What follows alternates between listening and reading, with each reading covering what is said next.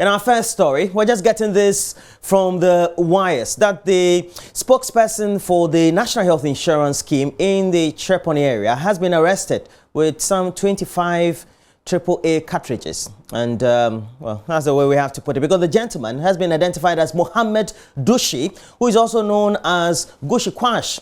He was arrested at a police barrier in Yendi on a Metro Mass bus, which was headed into Dramani when the police, well, they arrested him. Well, they searched the bus, and following a tip-off, they subsequently had to put him before the police. The arrest comes on the heels of the defense minister's visit last week, which secured a temporary ceasefire and announcements that persons fueling the conflict would be fished out and severely punished. So far, 3 persons have been killed, and this is as a result of the renewed clashes between the Chokosis and the Kokumbes in the Dramani district.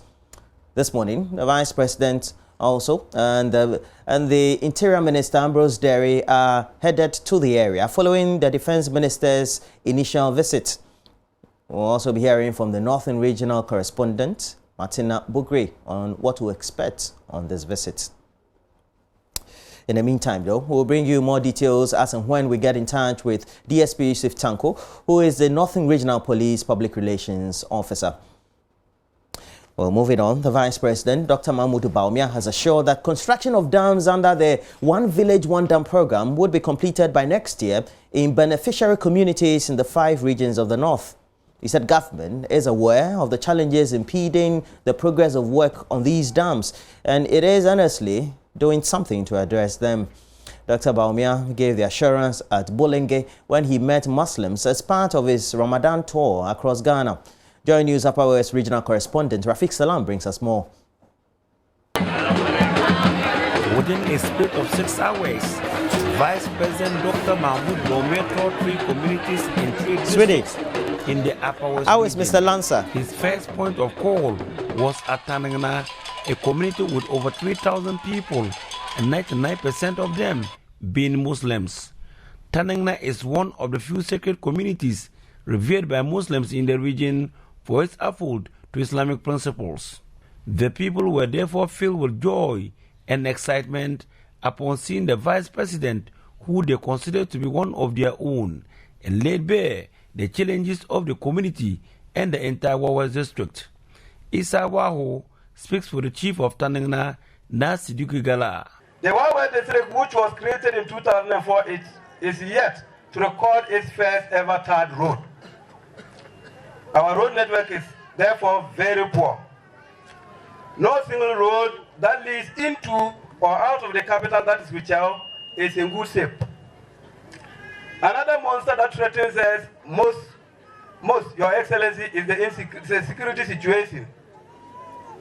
Wawes district is among the biggest zones of intermittent robbery cases.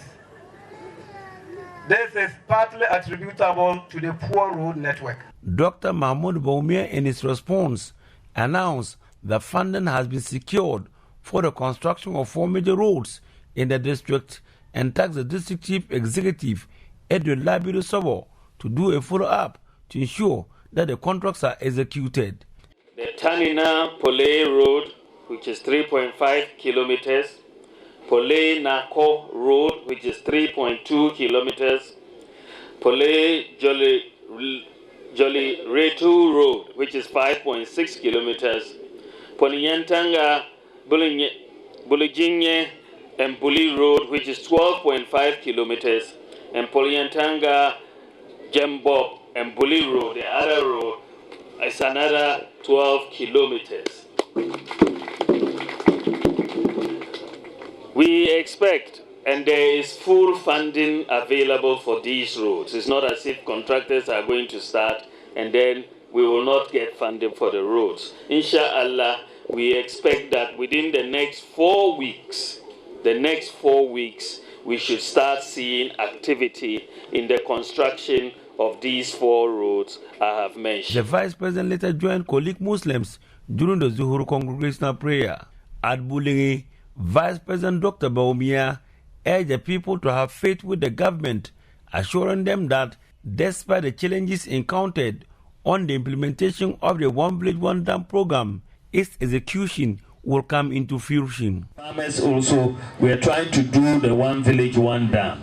And so we will look to making sure that also happens, so that water during the dry season in the 5 northern regions, that's where it is being done, the 5 northern regions, so that we can have those dams there. We are looking at all the challenges that they are facing. We will address them, but the idea, inshallah, by next year is to complete all the dams.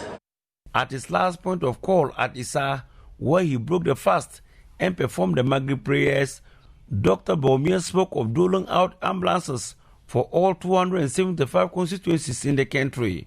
Reporting for JoyNews, Rafiq Salam, Issa.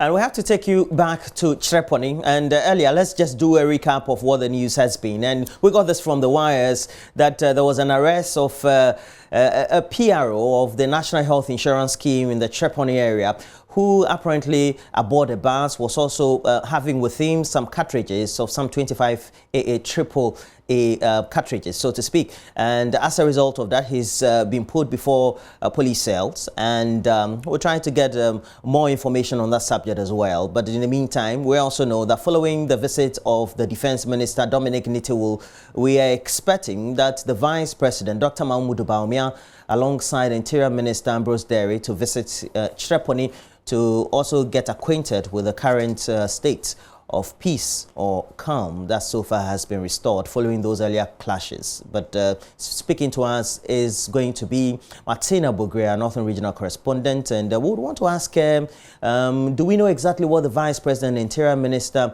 hope to achieve today in today's visit? Good morning to you, Martina. Good morning, Roland. Now, you know, the Vice President and his team visit this morning is to consolidate the peace they have gained so far since the conflict started. And he's also to sympathize with families who have been affected by the conflict.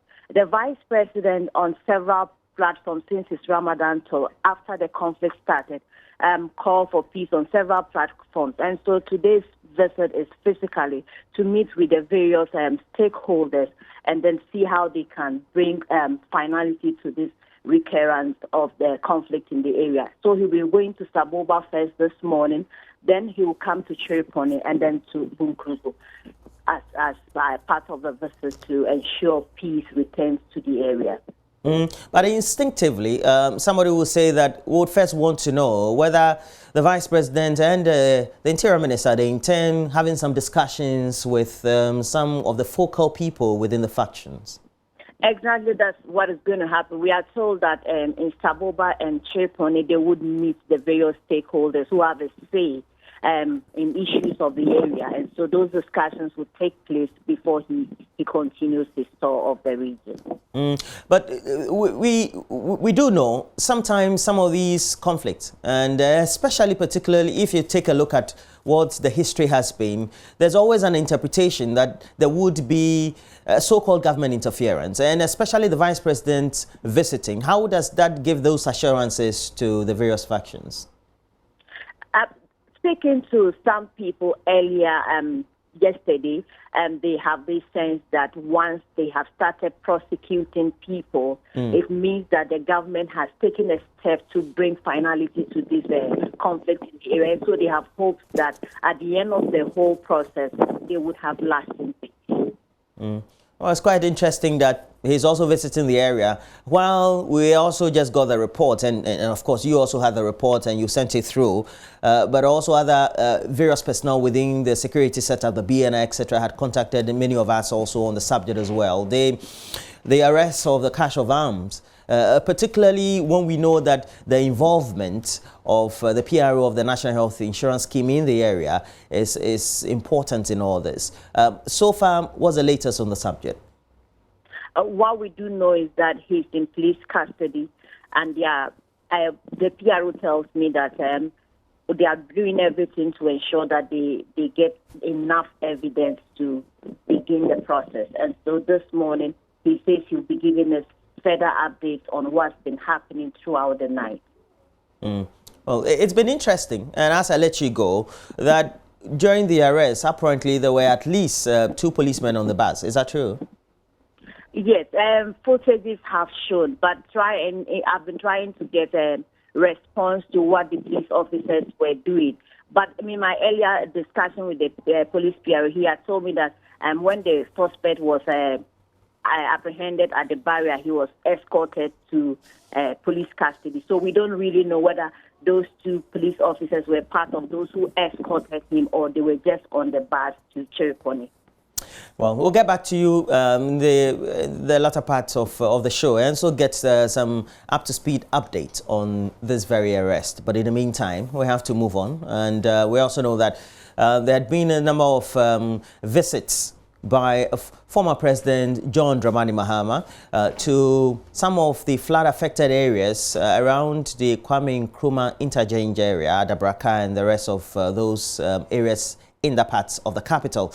And he asked the National Disaster Management Organization to urgently provide assistance to residents, especially of Adabraka Sahara, who, in his estimation, were most affected by last week's flooding.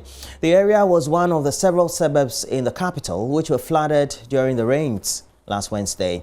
The former president made the appeal when he had those visitations on Sunday, when he also included the home of APC flag bearer Hassan Ayariga to visit next. Former president's first stop was Adabraka Sahara, a suburb within the Klotekole constituency.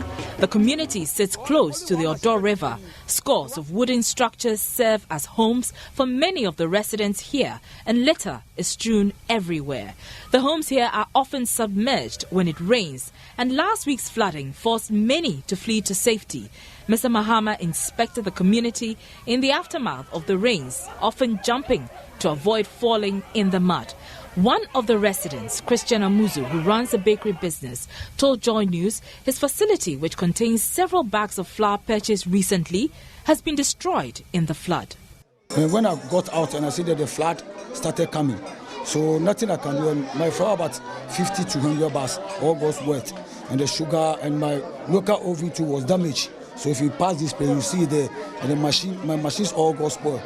So that's what happened to me that day. Yeah, I had that problem about 3 times now, since last month up to now.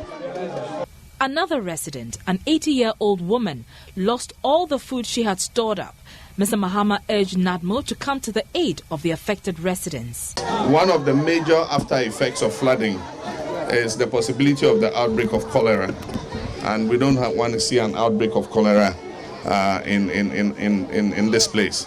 And so I'll ask NADMO to, I'm told that when the flood was, the day it rained and the flood had come, the NADMO officials were here to look at what had happened.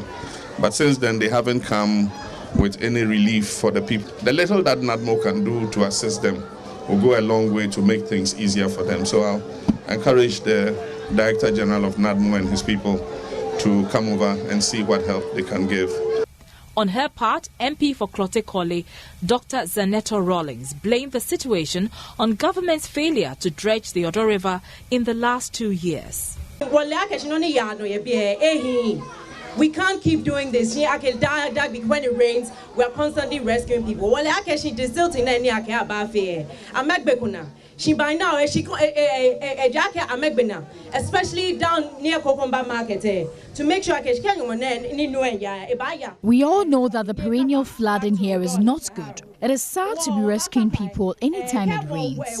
This must stop. 2 years of desilting the Odo drain is long overdue. Those of you living here must help in the cleanup exercise to put a stop to this. You must pile pressure on government to finish with the desilting exercise. You can't win elections and take over the presidency and fail to deliver on your mandate. It's been 2 years since they took a loan to solve this problem, but nothing has happened yet. If they know they can't do the work, then they should hand over to us to complete what we started during our administration. We are very willing and we will be glad to take over. It's been 2.5 years now. We are waiting for this to happen. It still hasn't happened. They should just hand over to us. We'll happily do the work we were doing at the NDC. From Adabraka Sahara, the former president headed to West Legon, where the home of flag bearer of All People's Congress, Hassan Ayariga, was flooded last week. Mr. Ayariga believes littering is a major cause of the flooding. To be very honest, we as citizens were the main problem. Because if you look around, you will see that most people drink water bottles and throw them away. And all these things get choked when it accumulates for a very long time. Mr. Mahama called on authorities to desil the drains there, adding they must step up action to prevent further casualties in the future. We all know that the peak of the rainy season in Accra is in the first 2 or 3 weeks of June, and that is where it rains from morning till almost evening. And so if even 45 minutes of rain caused the havoc that we saw, then my brother, I'm afraid for you that when the actual rain starts, you might have to evacuate your family and your valuables from this place. But we'll continue to urge the authorities to do the best they can to, in the short period that we have left, to try and desilt as many of the drains as they can, so that we can minimize the flooding.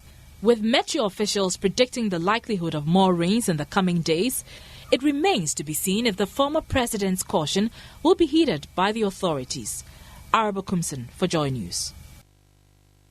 That's it for the latest news update we have, but we have more news. We'll look at the newspapers and then we'll bring you the latest stories from the world of sports. Stay with us, we'll be right back.